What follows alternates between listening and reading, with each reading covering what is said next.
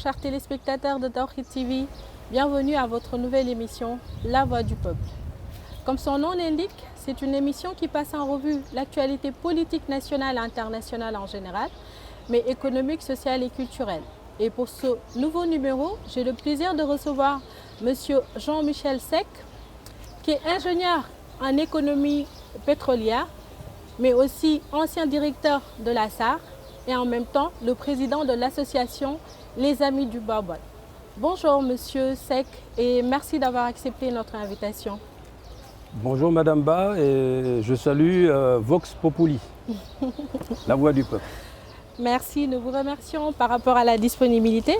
Aujourd'hui, nous allons parler de votre article qui a été publié le 6 janvier passé dans le journal Le Soleil, intitulé Gorée Cidade Velha, escale majeure de l'Atlantique, qui nous parle de l'histoire de Gorée et de Cidade Velha en général, mais aussi de l'importance de ces deux îles dans la découverte du monde et la traite négrière. Maintenant, pour commencer un peu, est-ce que vous pouvez définir la notion d'île pour les téléspectateurs? Alors, je vous remercie Madame Ba. Vous savez, les îles, elles ont plusieurs origines hein, au plan de la géologie. Il y a des îles qui sont d'origine volcanique. Mais c'est le cas de l'archipel du Cap-Vert. Ce sont des îles volcaniques. C'est-à-dire que vous avez un mouvement qui va partir donc, du fond pour aller vers la surface et on va assister donc, à la naissance de l'archipel. Gorée est probablement, mais je ne suis pas sûr à 100%, il faudrait que je puisse interroger mon ami géologue qui enseigne à l'Institut des sciences de la Terre. Je ne sais pas si Gorée est une île d'origine volcanique ou pas. Mais je puis vous assurer que l'archipel du Cap-Vert, ce sont des îles volcaniques. Alors, une île, elle est toujours entourée d'eau. Hein, donc, par définition, une île, c'est des morceaux de terre entourés par la mer. Je crois que c'est une définition que je suis en train de vous donner maintenant, que je n'avais jamais donnée auparavant. Hein, donc je la reprends. Une île, c'est un morceau de terre entouré par la mer. J'aime beaucoup cette définition. Elle est très simple en tout voilà. cas. Et ça me permet d'ailleurs de faire un tout petit clin d'œil au prix Nobel de littérature de 1960 qui s'appelle Saint John Perse. J'ai écrit quelques lignes tout à l'heure avant de venir donc, sur lui. Au professeur Jean-René Bourrel, qui a été vice-président des amitiés internationales André Malraux, qui a enseigné au Sénégal. Et Saint John Perse a écrit un ouvrage qui s'appelle « D'île en île ». C'était un poète de la mer. Il y a des poètes de la mer comme Saint John Perse, comme Léopold Sédar Senghor, comme Édouard Monique, comme Aimé Césaire. S'ils ont aimé la mer en tant que poète, ça veut dire qu'ils ont une relation à l'eau, qui est une relation primordiale.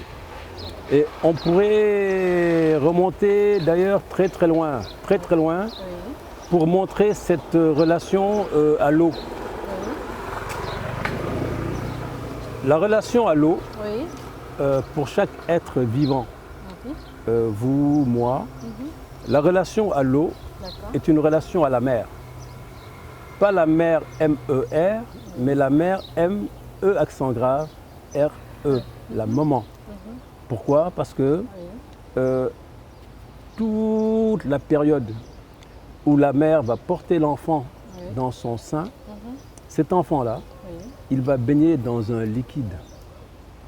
Et c'est la raison pour laquelle je crois que tous ceux qui aiment la mer aiment leur mère. Tout à fait. Et ce qui rend possible cette relation-là, c'est le fameux cordon ombilical. Voilà. Donc, voilà ma définition de l'île. Mais certaines îles sont d'origine volcanique et d'autres, elles sont constituées peut-être donc de roches qui vont sédimenter mais qui sont peut-être arrivés dans la mer à la suite d'une éruption volcanique qui est partie du continent. Exemple, les mamelles. Les mamelles, tout à fait. Voilà. Hein, Donc, on peut s'interroger sur, par exemple, l'île d'Angor. oui, Je pense que l'île d'Angor, oui, elle est complètement reliée à l'éruption volcanique des mamelles. les mamelles. Je suis moins sûr pour Gorée, mais Oui. pour l'île d'Angor, sûr à 100%. Vous avez la certitude. En tout cas, je pense que pour les téléspectateurs, ils ont compris un peu la notion de la définition de l'île. Maintenant, est-ce que vous pouvez nous donner la différence entre un île et un archipel? Alors, l'île, elle vit toute seule. L'archipel, elle est mère de plusieurs îles. On va rester dans la poésie. Hein. D'accord. L'archipel est mère de plusieurs îles. Oui. Un archipel est constitué d'îles.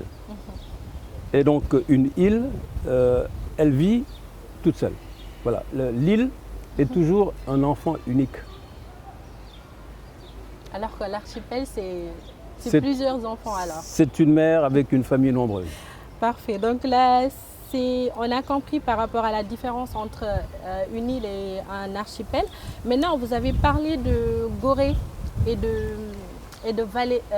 Cidade Velha comme étant deux îles que vous avez qui sont considérées comme étant des îles. Maintenant, est-ce que vous pouvez nous donner l'origine de ces deux noms-là, Gorée et Cidade Velha? Alors, vous savez, Gorée, c'est une île qui a été découverte par un navigateur portugais du nom de Diniz Diaz. On fait un petit clin d'œil, n'est-ce pas, donc, au nouveau maire de la ville de Dakar, qui s'appelle aussi Diaz, Barthélemy. Barthélemy. Oui. Diniz Diaz a découvert Gorée en 1444. Mais le nom de Gorée, selon ce que j'en sais, viendrait plutôt d'une origine, aurait plutôt une origine hollandaise. Parce que vous savez, Gorée a été occupée aussi par des Hollandais. Et les Hollandais l'appelaient Good Raid. Good Raid, c'est-à-dire que c'était un port de relâche. Et la rade donc, qui était donc située à Gorée était une rade très calme qui permettait justement à des bateaux de venir faire relâche. Voilà, je pense que de manière sûre, vous pourrez vérifier, Gorée aurait des origines hollandaises. Hein, Good Raid. Pour Cidade Velha, Cidade Velha, quand vous traduisez en portugais, ça veut dire la vieille ville. Mais Cidade Velha se trouve sur l'île de Santiago. Et l'île de Santiago, eh bien, vous avez aussi donc Ribeira Grande. Ribeira Grande, Ribeira, c'est le fleuve. Voilà, c'est le grand fleuve. Bon, et donc vous êtes toujours ramené à l'eau. Et vous savez que tous les fleuves finissent un jour, je dis bien un jour, par se jeter à la mer. Tous les fleuves finissent un jour par se jeter à la mer. Vous savez que le fleuve Sénégal, il vient se jeter à la mer à Saint-Louis. Tout à fait. Voilà. Les professeurs de géographie que nous avons eus ne nous ont jamais très bien expliqué que les fleuves prenaient leur source en hauteur et venaient toujours se jeter dans la mer. Ils ne nous l'expliquaient pas très bien, on ne va pas leur en vouloir, c'est comme cela que la géographie était enseignée. Voilà pour répondre à votre question, Madame Ba. Je vous remercie. D'accord, c'est moi qui vous remercie. Vous avez également parlé de l'eau comme étant un symbole de baptême avec le sel, en prenant bien sûr l'exemple du lac Malgache qui est situé à Glès, à 25 km de la ville allemande de Combles. Qu'est-ce que vous voulez dire par là au fait? Alors, la ville allemande de Koblenz, voilà, le lac de Marialach, parce que l'art en allemand se traduit par lac. C'est différent du lard au Sénégal. Complètement. Eh bien, il se trouve que ce lac-là, je le connais, puisque je me suis rendu souvent avec mon oncle. Quand moi-même je vivais donc, avec mon oncle en Allemagne, à Bonn, nous allions souvent pique-niquer sur les bords de Marialach, du lac de Marialach. Eh bien, ce lac, il avait comme particularité d'être situé, pardon, excusez-moi, à proximité d'un monastère. Cette relation-là, pour moi, est une relation spirituelle très forte. Et c'est pour cela que dans le texte que j'ai écrit, j'ai parlé de baptême, j'ai parlé de sel, j'ai parlé donc de l'eau. Ben, l'eau du baptême, vous savez, on considère que le baptême est la première initiation dans la religion chrétienne. La première initiation. Vous recevez donc l'eau sur le front. Le front, si vous connaissez un peu la culture orientale, vous savez qu'en Inde, par exemple, tout à fait. les femmes, elles dessinent entre leurs deux yeux le troisième œil. Et le troisième œil, bien, il est situé pratiquement au bas du front, ce qui vous montre un peu la relation donc, de l'eau qui va donc arriver sur le front du baptisé. Bon, et tout ce qu'on attache, n'est-ce pas, donc, comme force à l'eau, parce que l'eau constitue véritablement une force dans la nature.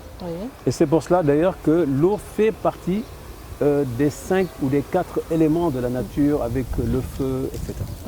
Voilà, donc le lac de Marialard, situé à proximité d'un monastère, ses dimensions n'étaient pas très grandes, mais c'était un très très beau lac. Et comme tous les lacs, l'eau est immobile. C'est ça, si vous voulez, donc un peu aussi la force des lacs, c'est que l'eau des lacs, je pense au lac Rose, l'eau des lacs, elle est immobile. Voilà, contrairement, n'est-ce pas, donc à l'eau de la mer, etc. Voilà, et à l'eau des fleuves. Eh ben, le lac de Marialard, il porte cette particularité-là, c'est la liaison, le lien très fort qui existe entre un lieu où des moines prient, et la prière renvoie aussi au baptême, et un lieu où l'eau est immobile. La question suivante, à savoir, vous avez parlé de l'année 1971 en fait, où vous aviez dit que le paradis était déjà entrevu. Maintenant, qu'est-ce qui s'est passé réellement cette année? Alors, ben, en 1971, eh bien, je suis en Allemagne. Ah. En 1971, je suis chez mon oncle. En 1971, mon oncle est le premier conseiller à l'ambassade. L'ambassadeur s'appelle Gabriel Darboussier. Gabriel Darboussier a été le premier ministre de la Justice du Sénégal. Quand le président Senghor a formé son premier gouvernement, le portefeuille du ministère de la Justice avait été confié à Gabriel Darboussier. Gabriel Darboussier était un avocat, un orateur hors pair, membre fondateur du Rassemblement démocratique africain. Et il a été aussi le premier ambassadeur du Sénégal à Paris. Il connaissait très bien le général de Gaulle.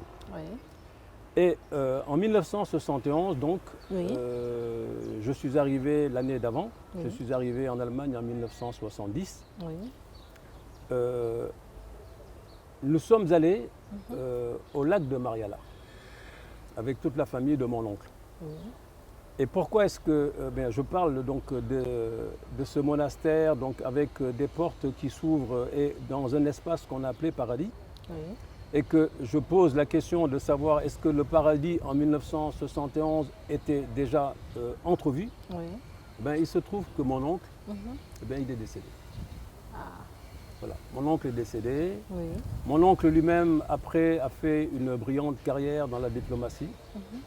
Il a été ambassadeur dans un certain nombre de pays, dont Alger. Et c'est grâce à lui que je suis devenu ingénieur. C'est grâce à lui. Puisque c'est lui qui m'avait trouvé donc, la bourse pour que j'aille étudier à l'Institut national des hydrocarbures et de la chimie. Mon oncle est décédé l'année dernière à Dakar. Voilà, et c'est pour cela qu'en écrivant ce texte, Oui. à la demande de mon petit frère, Oui. bien, j'ai voulu lui faire un petit clin d'œil. Voilà, Un hommage. c'est le clin d'œil, n'est-ce pas, donc du neveu Oui. à l'oncle, Oui. un oncle qui a beaucoup compté Compté. dans ma vie, Tout à fait. beaucoup. Tout à fait. En tout cas, nos sincères condoléances par rapport à son décès. Maintenant, entre-temps, vous nous avez parlé des 2 naissances en fait, portugaises dans les eaux de l'Atlantique avec Santiago, considérée comme la plus grande des îles de l'archipel du Cap-Vert. Est-ce que vous pouvez un peu nous parler de cette île-là?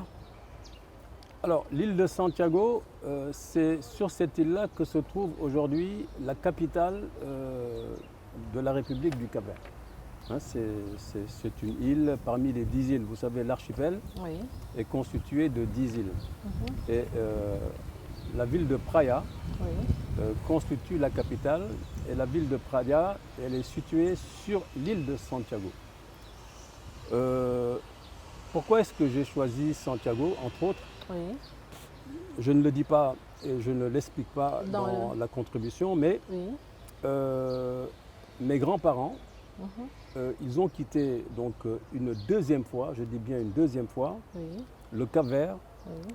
par le port de Praia au mois de janvier 1934.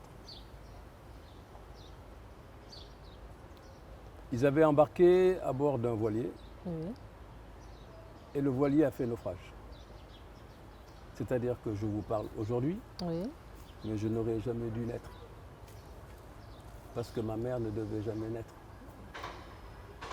Eh bien, fort heureusement, Oui. ce sont les grands mystères aussi de l'océan Atlantique. Tout à fait. Ben, fort heureusement, ben, ce voilier, il a dérivé jusqu'au port de Bissau. Le mât du voilier qui s'était donc abîmé Oui. a pu être réparé dans le port de Bissau. Ma grand-mère est descendue. Elle est allée donc à l'hôpital de Bissau pour accoucher d'une fille. Et c'était votre mère? Eh ben, elle n'a pas accouché à Bissau, Ah. puisque entre-temps, donc, le voilier a été réparé. Oui. Ils sont tous remontés, toutes les familles, Oui. mes grands-parents y compris, et ils sont arrivés à Dakar, dans le port de Dakar, le 1er février 1934, Oui. et ma mère est née le 4 février 1930. 3 jours après. D'accord. Donc Alors, là... ça, c'est Santiago. Oui. Voilà, donc ce qui me relie à Santiago, Oui. c'est un lien maternel, c'est ma grand-mère. Oui. Voilà, c'est toute l'histoire de ma votre famille maternelle. Mhm. Et c'est pour cela que j'ai un peu insisté sur Santiago. J'aurais pu choisir une autre île comme Sal, comme Boa Vista, Oui. voilà, comme Mindelo, Comme Fogo, comme vous comme l'avez... Fogo et son volcan. Voilà. Mais Tout à j'ai fait. choisi de parler de Santiago. Donc, Ciudad de Velha Oui. se trouve sur l'île de Santiago. D'accord. Maintenant, vu qu'on est toujours en train de parler un peu du Cap-Vert, vous allez nous dire quelle a été la première île et la dernière en fait. Parce que je pense que vous en avez parlé en nous parlant un peu de Sogo et de Fogo et Sal. et Salé. Voilà. La première île, c'est l'île de Sal. Oui. Et la dernière, c'est l'île de Fogo. Et d'ailleurs, c'est sur cette île-là que se trouve le volcan. Et ben, je vais vous expliquer une chose. Vous savez, lorsque vous avez sur de la terre ferme, Oui. lorsque vous rencontrez une activité volcanique, cela veut dire que l'île, elle continue à vivre sa vie en tant que vie faite de mouvements tectoniques. Tout à fait. Et cela signifie que sur l'île de Fogo, Oui. l'activité volcanique Oui. n'est pas encore terminée. Tout à fait. Contrairement, n'est-ce pas, donc, au volcan des Mamelles, Mamelles, tout à fait. que l'on considère comme un volcan éteint. Éteint. Eh ben, l'île de Fogo, eh ben, Oui. l'activité volcanique, elle se poursuit. Oui. Il y a eu donc une éruption volcanique Oui. en 2014 2014. Oui. qui a donc obligé un certain nombre de familles donc, à quitter un peu toute la zone du volcan. Oui. Un volcan que moi je n'ai pas pu escalader mais j'ai tenté de le faire. Ah, Mais je crois que j'avais commis quelques erreurs techniques ah, c'est pour ça que voilà. vous n'avez pas réussi qui ne m'ont pas permis, n'est-ce pas, donc, de monter jusqu'au sommet du volcan. du volcan. Je devais y retourner Oui. pour mes 60 ans Mhm. en 2015. Et puis Oui. finalement, j'ai changé mon projet. Alors, dernière île, île de Fogo. Pourquoi? Parce qu'il y a encore une activité volcanique. Première île, c'est l'île de Sal. Elle est complètement plate. Elle est plate. Et lorsque vous avez lorsque vous rencontrez des formations plates, Mhm. cela veut dire qu'il n'y a plus d'activité L'activité, tout à fait. volcanique. Mhm. Si vous prenez le continent africain, par exemple, Oui. vous savez, il y a une grande partie du continent africain Mhm. qu'on classe dans ce qu'on appelle le précambrien. Ça veut dire que Oui. toute l'activité que l'on appelle l'orogenèse, c'est-à-dire la formation des montagnes, etc., Oui. elle est terminée. C'est la raison pour laquelle l'Afrique est aussi le continent premier. Hein, vous voyez, si vous deviez, n'est-ce pas, donc faire le lien entre l'île de Sal, où il n'y a plus d'activité, L'île et de Fogo. le continent africain, l'île de Sal, Mhm. plus d'activité. En Afrique, il y a encore des parties qui sont affectées par des mouvements volcaniques, etc. Oui. Mais d'une manière générale, l'Afrique, c'est du précambrien, l'activité a cessé. A cessé.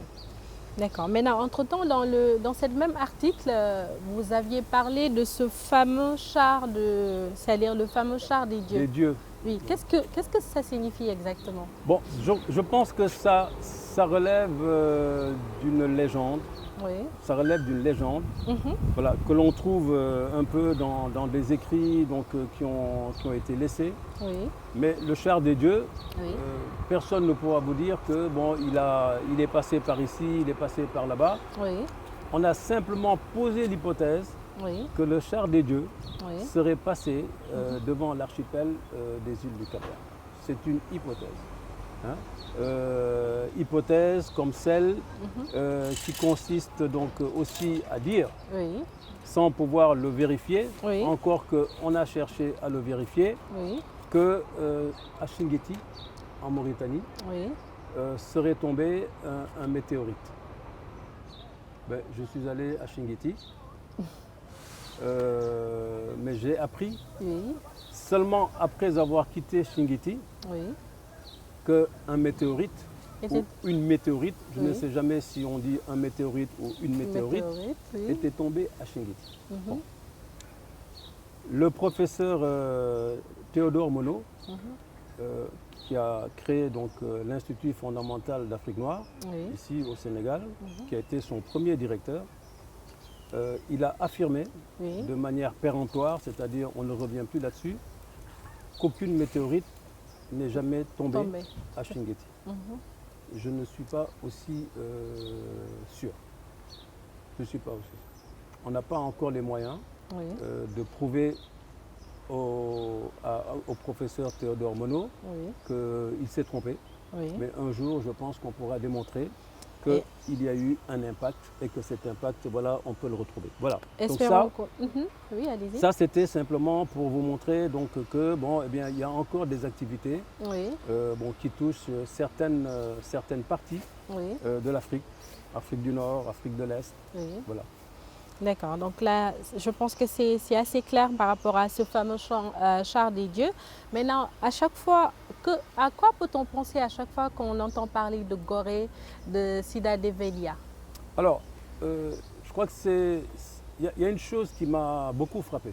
Oui. Lorsque j'écrivais cet article-là, Mhm. jamais au Sénégal, dans les établissements scolaires que moi j'ai fréquentés, Oui. entre autres l'école Saint-Pierre, Oui. qui se trouve à Grand Dakar, Oui. le collège Sacré-Cœur, ce sont les deux établissements où toute ma scolarité s'est déroulée. Et puis après, il y a eu aussi donc, le lycée Van Vollenhoven. Oui.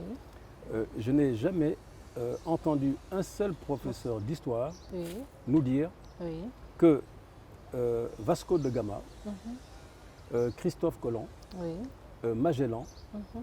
étaient passés à 500 km des côtes sénégalaises. Jamais. Je n'ai jamais entendu ça. il n'y a aucun de mes cahiers d'histoire qui ne porte, n'est-ce pas, donc ces traces-là. Et c'est en écrivant donc cette contribution-là Oui. que moi je l'ai appris. Voilà, que j'ai appris que la flotte de Vasco de Gama est passée en 1497 Oui. à Ribeira Grande.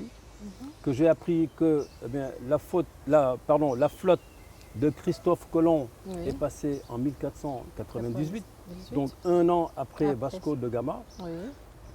Et vous savez que Christophe Colomb était déjà à son deuxième voyage, puisque c'est lui Qui a découvert l'Amérique en oui. 1492. 92. Ça, c'est l'hypothèse, disons, c'est l'hypothèse la plus enseignée dans le monde. Tout à fait. La plus enseignée. Mais il y a un Sénégalais Oui.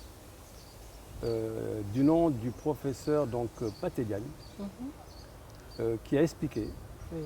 que Christophe Colomb Oui. a été précédé par un roi qui venait donc de l'Afrique de l'Ouest, Oui. le roi Bakary II Bakary aux II. États-Unis. Et Pathé Diagne a tenté de démontrer, Oui. avec succès, que le roi Bakary II Oui. est arrivé aux États-Unis avant Christophe Colomb. Il faut le savoir. Maintenant, est-ce qu'on a eu des preuves sûres en fait par rapport à cette théorie-là? Alors, il a fait des recherches, notamment dans le domaine linguistique, parce que vous savez, Pathé Diagne est un économiste, il est linguiste, Oui. et ils ont démontré Oui. qu'il y a un certain nombre de noms américains Oui. Ouais. que l'on peut relier Retrouver. à des noms de toute la partie ouest africaine. Africaine, tout à fait. Donc moi, autant l'hypothèse concernant la découverte par Christophe Colomb en 1492 de l'Amérique, je la considère comme une hypothèse. Oui. Bon, autant j'ajoute foi, je dis bien j'ajoute foi aux thèses que le professeur Pathé Diagne a développées par rapport à l'arrivée du roi Bakary II sur le continent américain. Il a emprunté des pirogues. Des pirogues. Mais ce n'étaient pas des pirogues ordinaires. Voilà, Pathé Diagne est allé même jusqu'à chercher à reproduire ces embarcations-là, on va les appeler comme ça. Oui. Malheureusement, l'expérience n'a pas pu aboutir. Il y en a une qui est partie de Saint-Louis et l'autre est partie de la presqu'île du Cap-Vert. Elles n'ont pas abouti. Ça n'a pas abouti. Mais non, c'est la raison pour laquelle parfois, par exemple, des noms comme Barry, eux ils disent Barry, ou Watt, ils disent Watt. Donc on peut, si on veut, un peu croire à cette thèse de M. Pathé. Du professeur Pathé Diagne. Absolument. Donc on va toujours revenir sur Cidade Velha.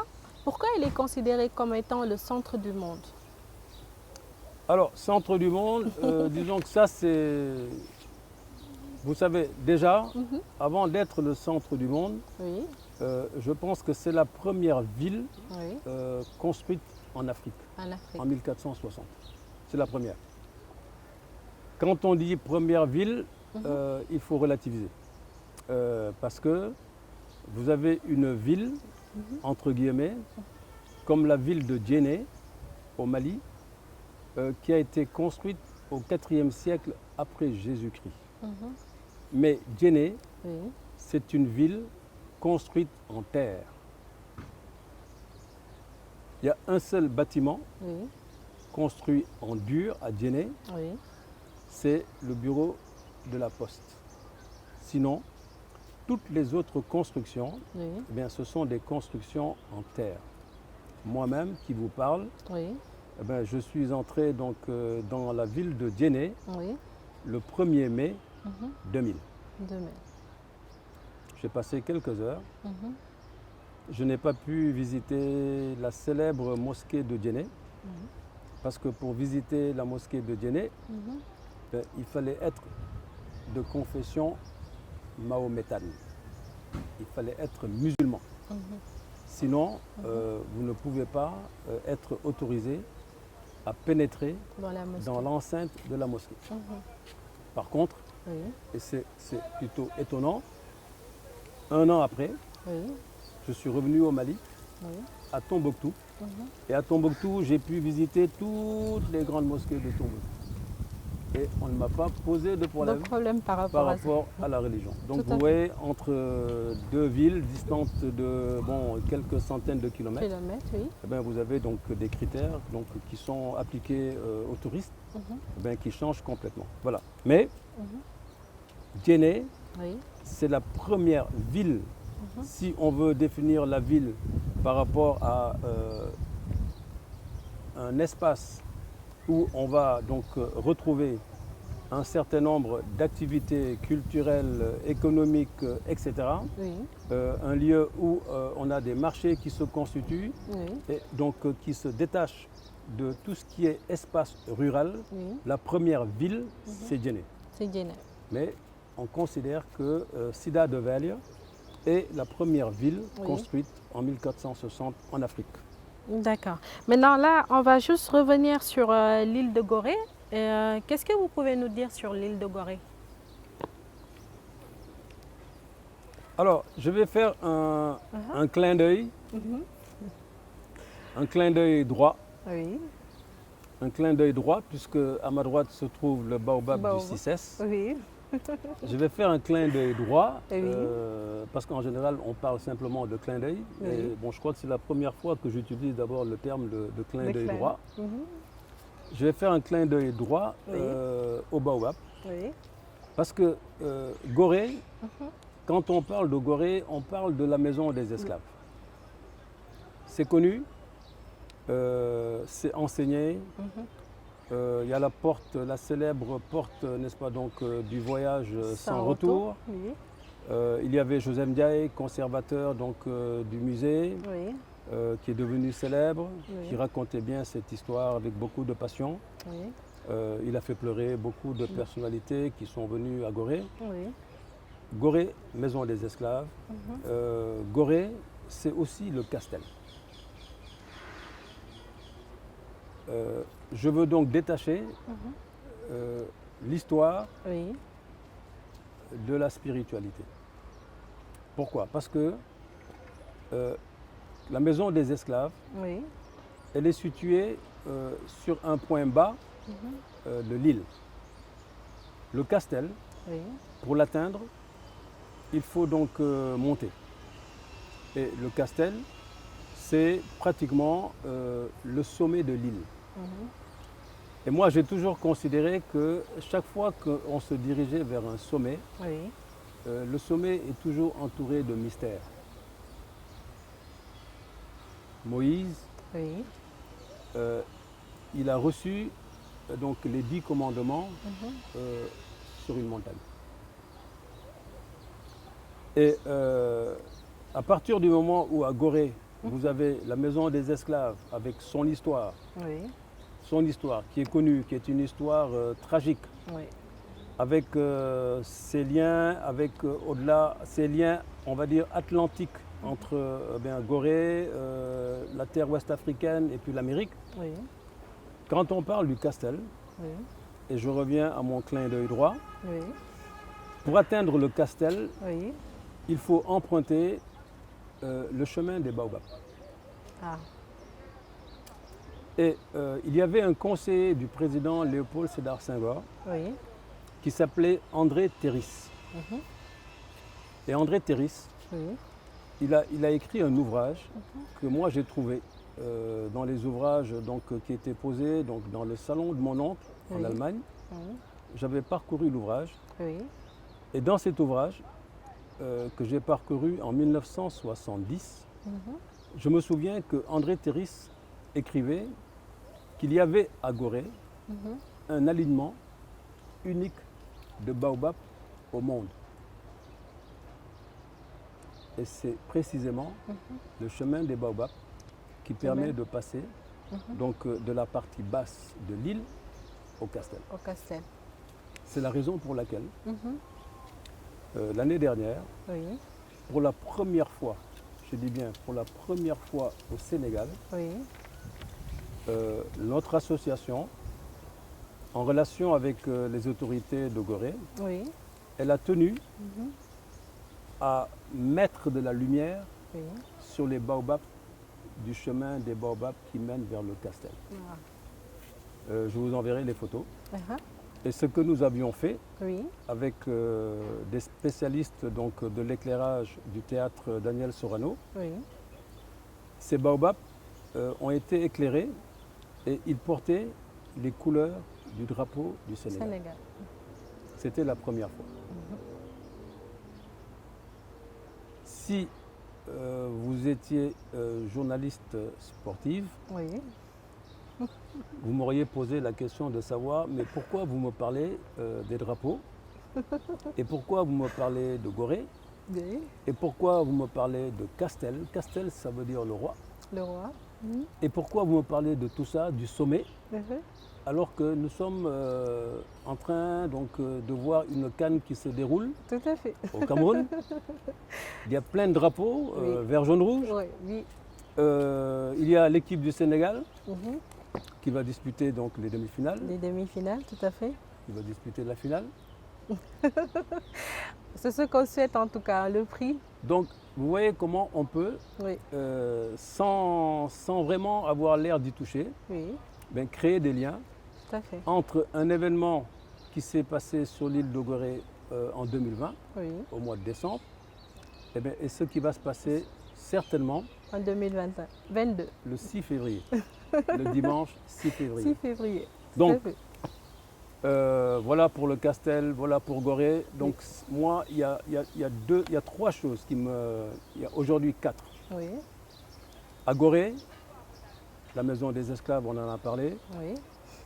Le chemin des baobabs, nous en avons parlé. Le Oui. Castel aussi. Mhm.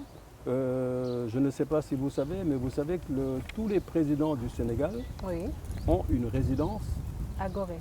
sur le Castel. Ah, sur le Castel. Tous. Les Sénégalais ne le Ils savent le pas. savent, non. Je crois que c'est Senghor qui l'avait voulu Oui. et je pense qu'il n'avait pas tort. Parce que lorsque vous êtes sur le Castel, Oui. d'ailleurs, je ne sais pas si vous savez, Mhm.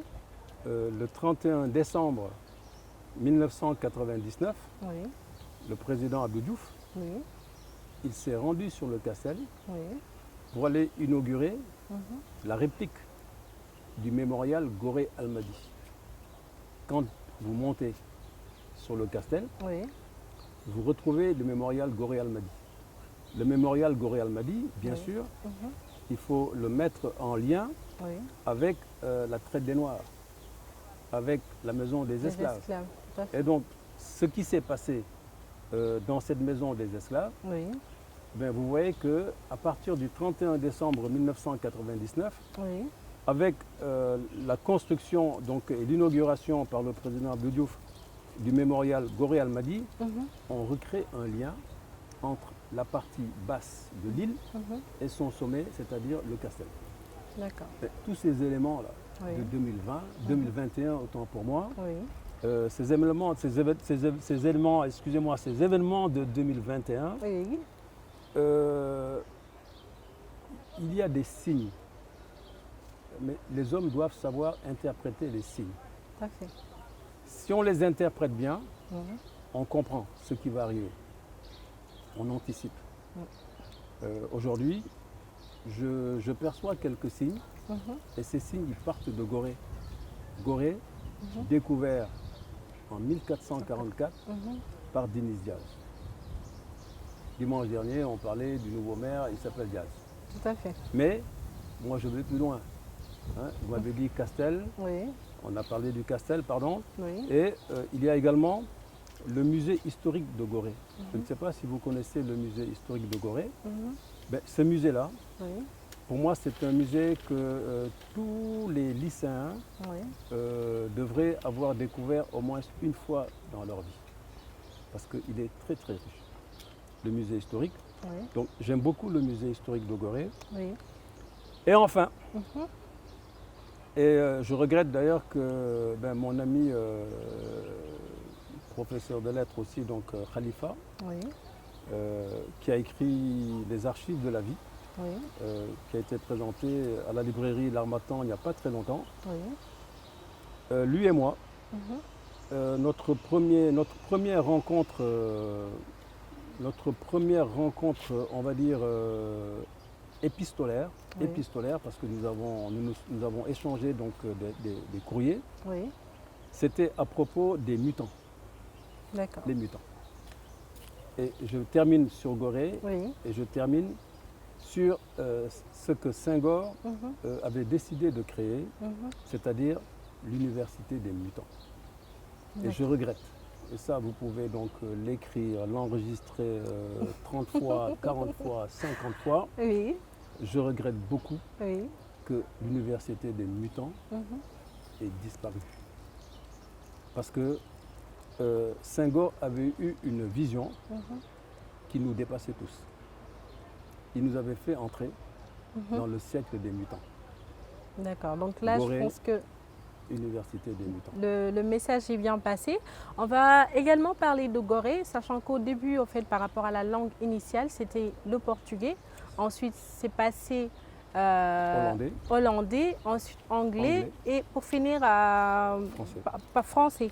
Maintenant, pourquoi? Qu'est-ce qui s'est passé exactement par rapport à ce processus-là? Qu'est-ce qui s'est réellement passé?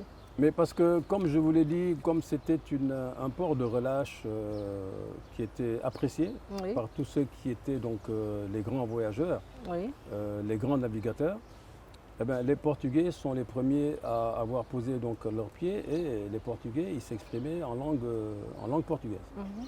Et puis après, les Hollandais sont arrivés, ils ont occupé l'île.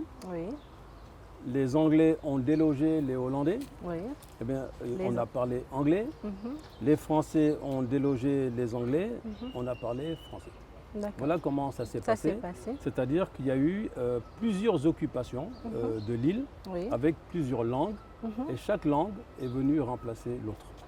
D'accord. Maintenant, entre-temps, vous aviez parlé de Gorée comme étant la première communauté catholique qui a été créée au XVe siècle. Pourquoi? À cause de l'église. Ah, d'accord. Vous savez, il y a une église qui s'appelle donc l'église Charles Borroré, et qui est une ancienne église. D'accord. Et très curieusement d'ailleurs, vous avez 3 églises qu'on devrait pouvoir chercher à relier dans l'espace et dans le temps. C'est l'église de Gorée, c'est l'église de Cidade Velho, et c'est l'église de Sassandra en Côte d'Ivoire. En Côte d'Ivoire. Voilà. Je pense que dans des recherches peut-être que je ferai ultérieurement, mais que vous pourrez également vous-même faire, il y a un lien qui court de l'île de Santiago, de Cidade Velho ou de Gorée vers Cidade Velho, puisque Gorée a été d'abord découverte. Donc Gorée, Cidade Velho et ensuite Sassandra. D'accord, donc là je pense que c'est clair pour les téléspectateurs. Et entre-temps aussi, vous nous aviez parlé de cette femme aux allures de vierge de l'Atlantique.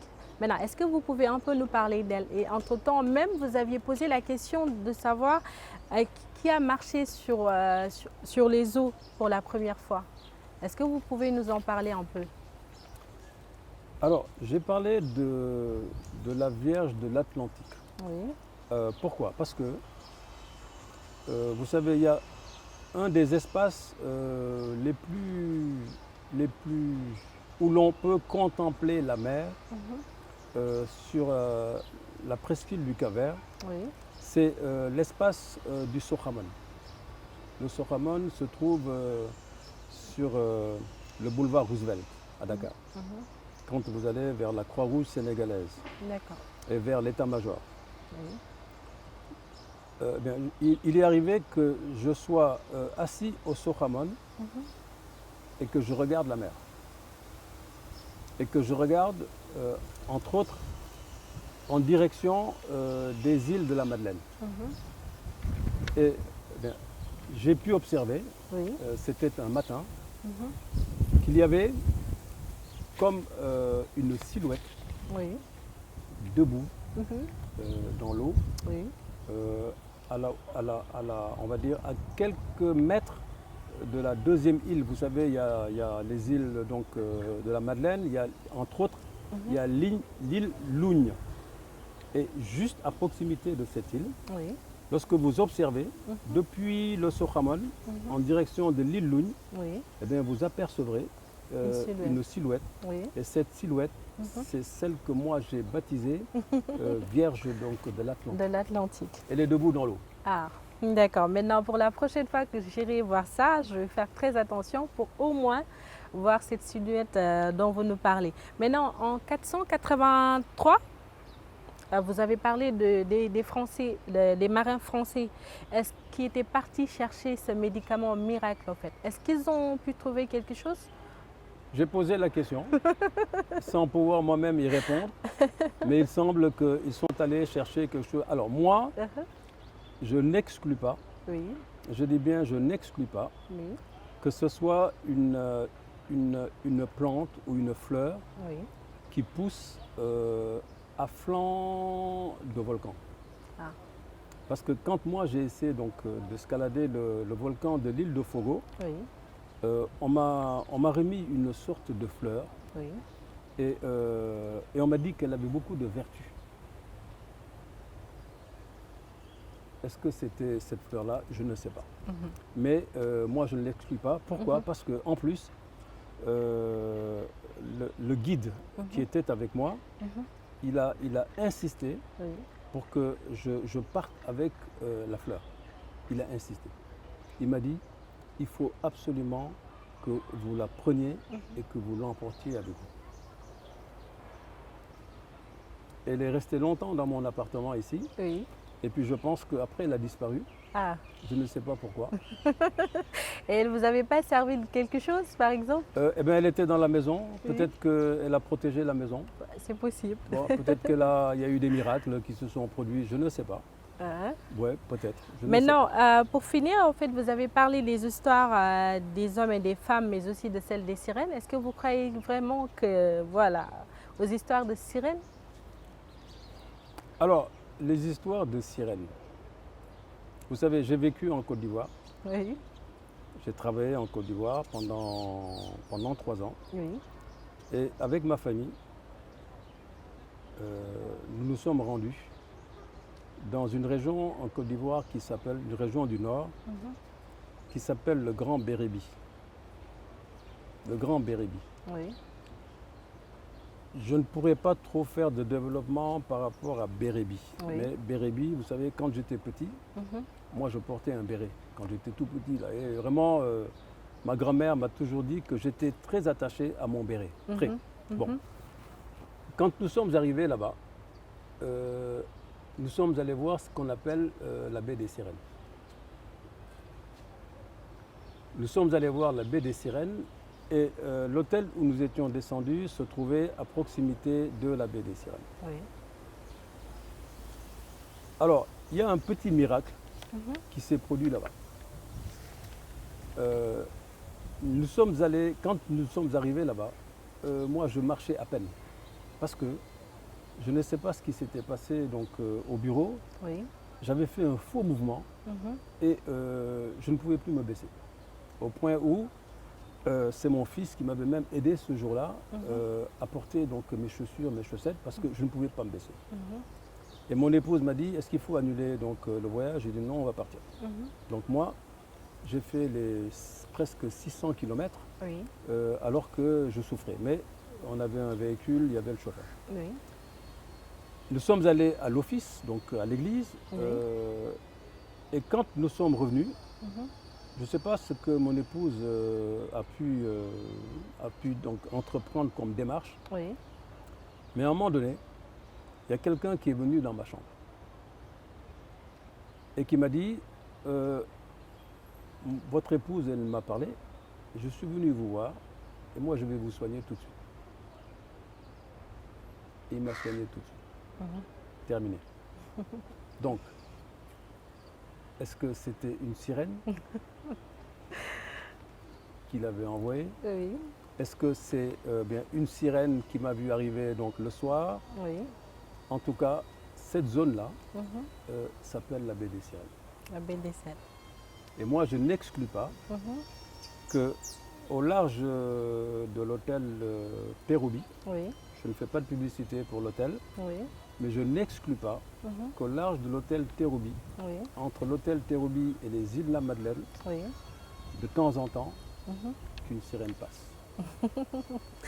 D'accord. Donc là, je pense que c'est aux téléspectateurs d'en juger, bien sûr. Maintenant, pour finir, vous aviez parlé de... que voulez-vous dire par les eaux continues? Baptême, vous avez mis 2 points, eau et sel. Et pour finir, vous avez dit lumière. Qu'est-ce que vous voulez dire par là? Alors, je crois que vous ne le savez pas. Oui. Moi, je le dis toujours. Nous sommes des enfants de la lumière. Vous savez, notre présence sur Terre, nous la devons à la lumière des étoiles, Tout à fait. tout simplement. Nous sommes, vous, moi, qui sont à la caméra, nous sommes des enfants de la lumière. C'est-à-dire que la lumière, c'est la vie. C'est la vie. Je suis moi-même un ancien biologiste. Oui. Et on a beaucoup étudié ce qu'on appelait donc en classe de terminale la photosynthèse. Eh bien, la photosynthèse, c'est un peu toute cette transformation, n'est-ce pas, donc, qui part bien de la lumière. D'accord. Moi, je suis définitivement acquis à l'idée que vous, moi et tout le monde, nous sommes des enfants des étoiles. Des étoiles. D'accord. Donc là, je pense qu'on est pratiquement à terme de l'émission. On va juste un peu parler de la CAN déjà, sachant que hier le Sénégal a joué contre la Guinée équatoriale et en même temps, voilà, des élections locales. Et est-ce que vous pouvez juste nous donner votre avis par rapport à la CAN et aux élections qui se sont passées dernièrement? Je vais faire une lecture de la CAN en faisant un détour linguistique, c'est-à-dire je ne vais pas parler du ballon. Oui. Je vais faire un détour linguistique. D'accord. Pour que vous compreniez, vous, vers quoi nous allons. Nous avons disputé hier un match où sur le terrain, l'équipe qui était opposée au Sénégal, elle parlait espagnol. Notre équipe, elle parle français. Nous nous sommes qualifiés pour les demi-finales. Nous allons rencontrer le Burkina Faso. Au Burkina, langue officielle français. La langue espagnole, elle a finalement disparu. Elle ne sera pas là dans les demi-finales, elle ne sera pas là dans la finale. Il reste aujourd'hui 2 langues. La langue française. Il y a 3 pays qui ont pour langue officielle le français. Le français, oui. Le Sénégal, le Burkina le Cameroun. Et le Cameroun. La 4e équipe, sa langue officielle, c'est l'arabe. C'est l'arabe. Quand on a rencontré une langue étrangère, en l'occurrence l'espagnol, nous sommes passés. Je pose l'hypothèse. Elle va se vérifier ou pas. Je n'en sais absolument rien. D'accord. Si, en finale, le 6 février, par extraordinaire, la langue qui sera parlée par l'équipe adverse est une langue étrangère, je pense que nous allons ramener la coupe. Voilà ma lecture de la CAN. Ah, parfait alors. En tout cas, c'est très très clair. Franchement, vous m'avez même pensé, en fait, vous m'avez même fait penser à la même chose en faisant cet argumentaire-là. Donc, nous sommes pratiquement, comme je l'ai dit, à terme de notre émission, de votre émission La Voix du Peuple. Donc, merci de nous avoir accordé votre temps. Et merci aussi aux téléspectateurs de Tawhid TV d'avoir suivi. Votre dernier mot, Monsieur Seck, avant de finir? Eh bien, c'est toujours mon clin d'œil droit. Je vous ai proposé donc cet espace-là parce que j'aime beaucoup le baobab du CICES. Oui. Je suis le président de l'association des Amis du Baobab que nous avons créé le 22 mars 2014 à l'université Cheikh Anta Diop.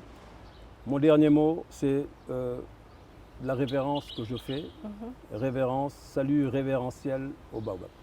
D'accord. Nous vous remercions en tout cas. Merci, chers téléspectateurs, de nous avoir suivis.